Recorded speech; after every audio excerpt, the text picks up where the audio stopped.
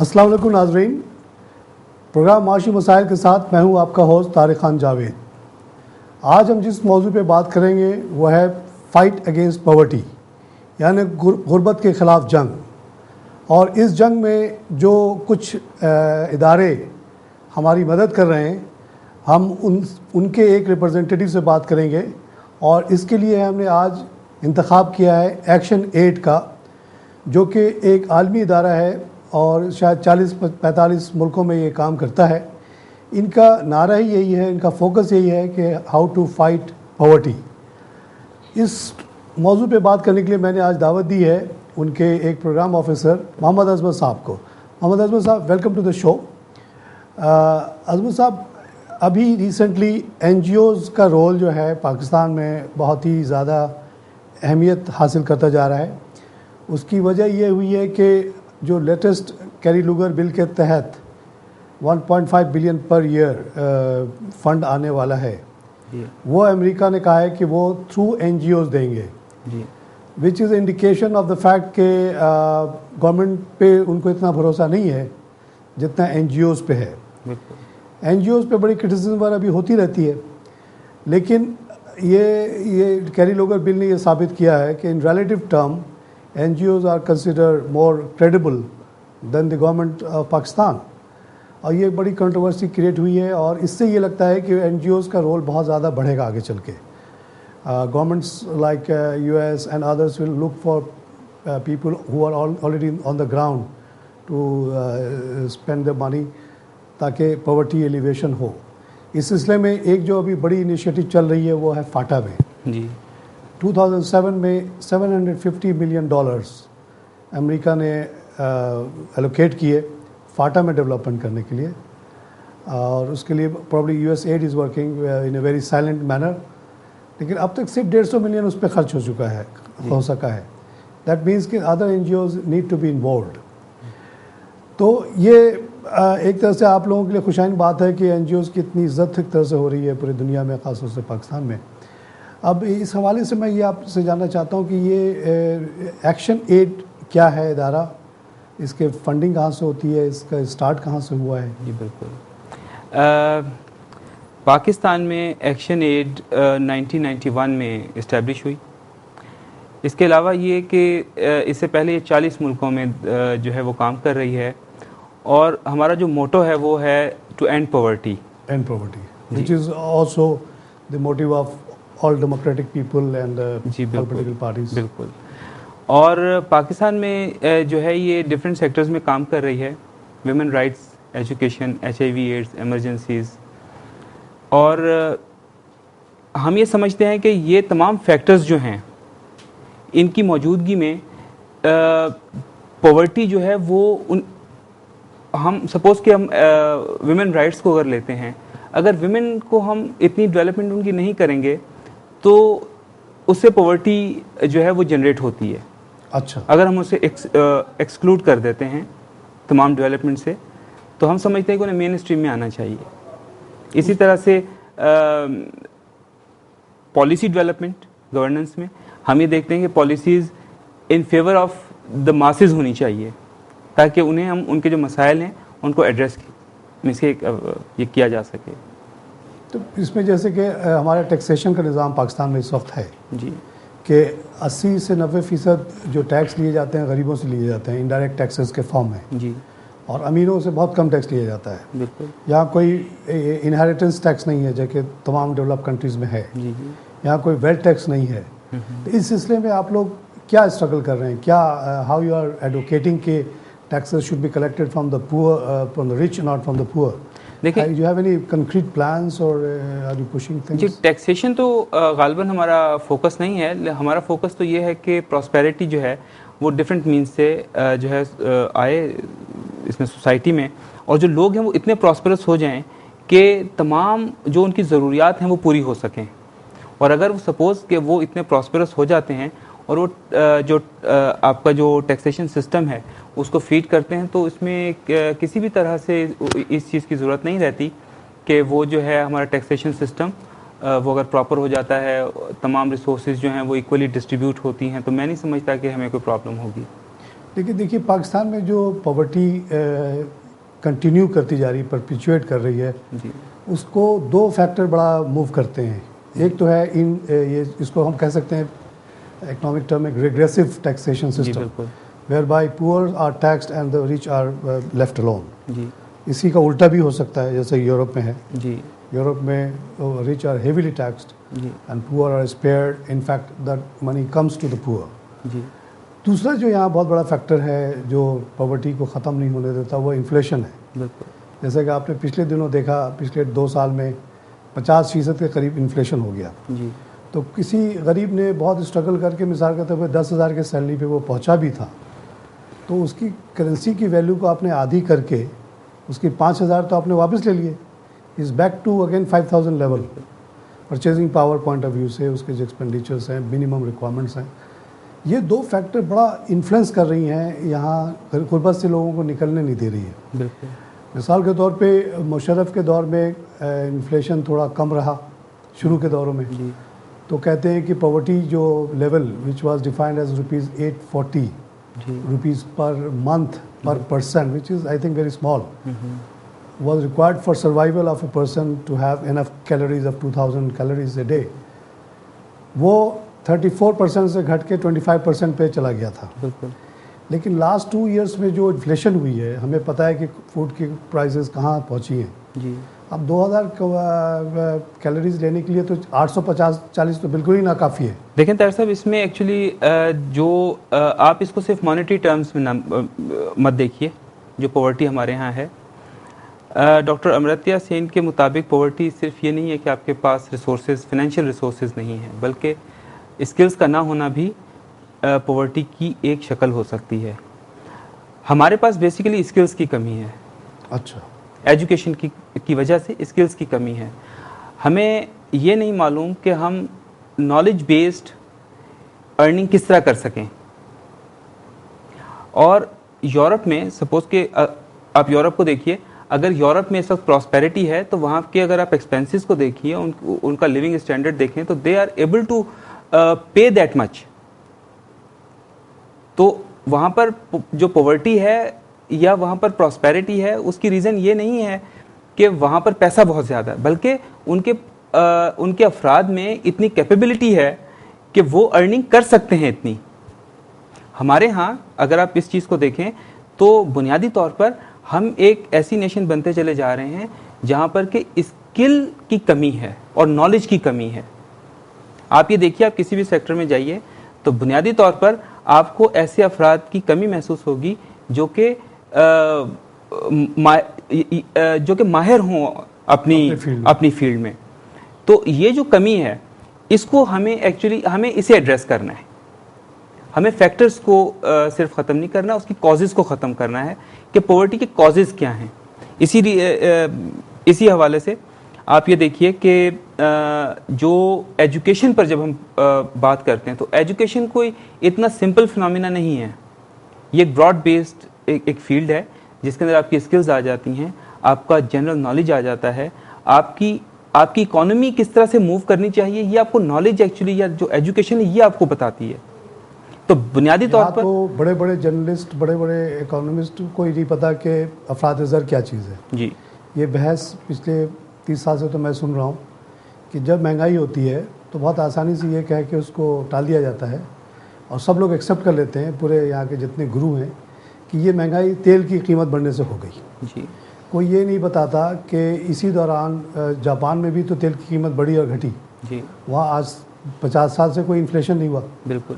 इसका इससे कोई ताल्लुक़ नहीं है, इसका सिर्फ ताल्लुक़ है नोट छापने से। जी, और अभी एक्स फाइनेंस मिनिस्टर साहब ने जब उतर गए तो उन्होंने एक बात बिल्कुल 2-3 दिन पहले मानी है जी, कि जी 1300 बिलियन नोट्स जी, पिछले 2 साल में छप के मार्केट में आ गए, जिसकी वजह से ये 50% इन्फ्लेशन हुआ है। बिल्कुल। उसको बड़े आसानी से गवर्नमेंट वाले जो हैं वो ये इस बात को दबा देते हैं और लोग सब चुप रह जाते हैं इस बात पे कि अभी कुछ दिन पहले पट्टी चल रही थी कि 19% नोट एक्स्ट्रा छाप दिए हैं गवर्नमेंट ने कुछ दिन पहले, जी, और ग्रोथ रेट आपकी 2% है। बिल्कुल। तो 17% अगर इन्फ्लेशन हुआ तो इसमें अजूबे की क्या बात है। बिल्कुल। इस चीज़ को आज तक कोई एजुकेट नहीं कर पाया। बिल्कुल इस मुल्क में लोग इस बात को समझ नहीं पाए कि सारी महंगाई का सोर्स जो है वो प्रिंटिंग ऑफ नोट्स है। बिल्कुल। और दूसरा जो सोर्स है जो हमने पहले डिस्कस किया है इनडायरेक्ट टैक्सेशन है। आज अगर खुदीनी तेल पे गवर्नमेंट कहे कि जी हम अब टैक्स नहीं लेंगे, इसके ऊपर ज़ीरो कर दें, 18 रुपये उसके ऊपर जो है ना सिर्फ कस्टम ड्यूटी है, बिल्कुल बाकी टैक्स मिला के 25 रुपये बनते हैं। जी गवर्नमेंट आज डिक्लेयर करेगी कि आम आदमी के खाने की चीज़ें इस पर हम नहीं कमाएंगे, बिल्कुल हम कहीं और से सोर्स ले आएंगे, कहीं से कर्जा लेंगे, कुछ भी करेंगे, बैक करेंगे, बोरो करेंगे, कुछ भी करेंगे, तो ये 25 रुपये कम हो सकती है। बिल्कुल बिल्कुल बिल्कुल। पेट्रोल आपको पता है, हमारा आप दोनों पेट्रोल इस्तेमाल करते हैं, 24-25 रुपये गवर्नमेंट कमा लेती है, 8 रुपये ये जो ऑयल कंपनीज कमा लेती है। बिल्कुल एक्चुअल प्राइस 36 रुपये से ज़्यादा नहीं है उसकी नहीं, अभी भी। बिल्कुल बिल्कुल। तो ये these are the factors which are creating taking away the purchasing power of the people exactly and pushing them into poverty. थोड़ा सा वो सर उठाते हैं, फिर उनको दबा दिया जाता है। बिल्कुल। और आपने बिल्कुल सही कहा कि इस प्रोसेस में रिच जो है ना रिच होता चला जा रहा है। एग्जैक्टली कि अगर if you are owner of property, जी आपकी तो प्रॉपर्टी की वैल्यू शूट कर जाएगी बिकॉज ऑफ इन्फ्लेशन, बिकॉज उसी ईट उसी ब्लॉक की कीमत बढ़ गई, जी बिल्कुल। तो replacement cost is gone up, तो इसी लिहाज से आपकी बिल्डिंग की कीमत बढ़ जाएगी। जी हाँ बिल्कुल लैंड ऑलरेडी आपके पास है, वो ऑलरेडी उसमें सीवेज लाइन ये सब बिखा हुआ जी। है। अब अगर नया सीवेज लाइन बिछाने जाते हैं तो वो ज़्यादा एक्सपेंसिव होगा, बिल्कुल उसी लिहाज से वो ज़मीन की प्लॉट की कीमत बढ़ जाएगी। जी। तो rich man is having a great time because inflation is making things better for them. इसमें तारिक साहब देखिए कि पाकिस्तान में जैसे एक जो फिनोमिना है जो कि बहुत इंटरेस्टिंग है, अगर आप इसे देखें कि division between rich and the poor. अब एक गरीब आदमी को जिसके पास वसाइल की इस हद तक कमी है कि उसकी हमने उसकी सैलरी पर मंथ सेट की हुई है 6,000 रुपये, अगर इसे हम एक स्टैंडर्ड मान लें, आप ये देखिए कि 6,000 का मतलब ये है कि वो जस्ट 3 रोटियां दिन में एक सालन के साथ, एक सालन के साथ वो 3 वक्त रोटी खाए और कोई भी पानी पी ले, बस इससे ज्यादा पानी नहीं पी सकता वो। हाँ, वो साफ पानी नहीं पी सकता। ये 6,000 का मकसद ये है कि सिर्फ उसकी सांस आती रहे, जिंदा रहे, किसी तरह जिंदा रहे। अगर हॉस्पिटलाइजेशन की जरूरत पड़ गई तो फिर तो प्रॉब्लम आ गई, उसकी प्रॉब्लम आ गई। उसे इस चीज से कतन इंटरेस्ट नहीं है कि रिग्रेसिव जो टैक्स है वो क्या होता है, मजीद टैक्सों की सूरतें क्या होती हैं, इकोनॉमिक्स क्या होती है, कुछ नहीं पता लोगों उसे बिल्कुल नहीं, उसे इंटरेस्ट भी नहीं है। बल्कि उससे ये इंटरेस्ट है कि जो उसके 2-3 बच्चे अगर हो गए हैं तो उनको वो किस तरह से बेहतर तरीके से फीड कर सके। इन्फ्लेशन हो जाए नो प्रॉब्लम, गरीब के लिए इससे में क्या फ़र्क पड़ता है, वो से अगर इन्फ्लेशन हो जाती है, उसे ये नहीं मालूम कि आज सुबह जिस रुपए की कीमत कुछ थी 1 रुपये थी, वो दोपहर को 80 पैसे हो गई है या 50 पैसे हो गई है। उसे इस चीज़ से इंटरेस्ट नहीं है। वो जो सुबह किसी चीज़ की कीमत 1 रुपया दे रहा था, दोपहर को 2 रुपये दे रहा है, तो वो ये देख रहा है कि मैंने 2 रुपये दिए हैं।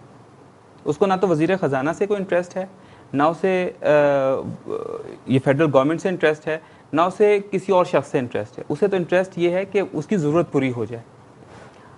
अब हमें एक्चुअली जो बेसिक मेन इश्यूज़ हैं उनको एड्रेस करने की ज़रूरत है। जो पॉवर्टी की कॉजेज़ हैं उन्हें देखने की ज़रूरत है कि बेसिकली उनकी जो कॉजेज़ हैं उनको हम किस तरह से एलिमिनेट कर सकते हैं। और उसके ऊपर बहुत बदकिस्मती है कि उस पर तवज्जो शायद ना होने के बराबर है। और नॉन इश्यूज़ को हम जब डिबेट का हिस्सा बना लेते हैं तो हमारी पूरी कौम को सिर्फ जाना पड़ता है, क्योंकि उसके पास कोई और रास्ता होता नहीं। अच्छा, इस सिलसिले में जो आपने रूट कॉजेज़ ऑफ पॉवर्टी की जो बात की, जी, मेरी जो अपनी अंडरस्टैंडिंग है, जो मैंने आके इस मुल्क में स्टडी किया है सब कुछ, मैं 2 बहुत बड़े सोर्सेज ऑफ पॉवर्टी देखता हूँ पाकिस्तान में। एक तो लैंड रिफॉर्म का ना होना, जी, जैसा कि इंडिया में हुआ, अफगानिस्तान में हुआ, ईरान में हुआ। अभी तक लैंड होल्डिंग्स बहुत बड़ी बड़ी हैं लोगों के पास, और बहुत बड़ी तादाद के पास लैंड होल्डिंग ही नहीं है। बिल्कुल।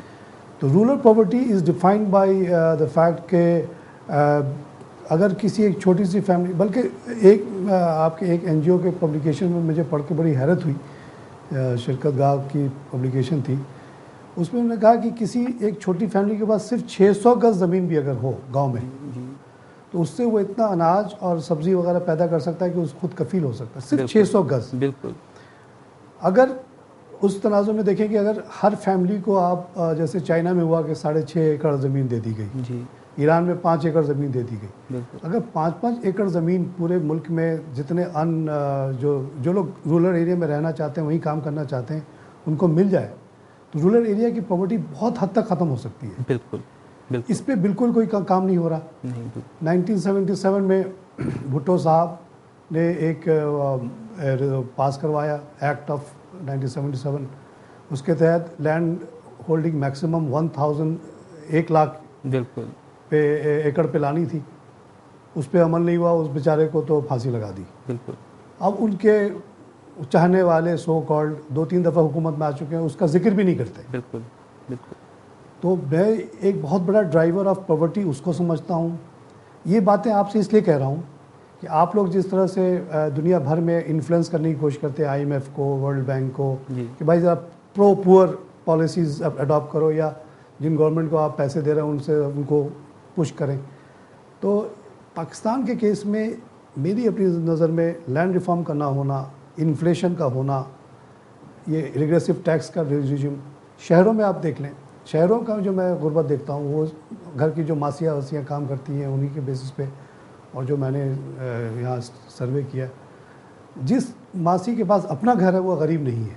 बिल्कुल। क्योंकि उसको किराए की फिक्र नहीं है। बिल्कुल।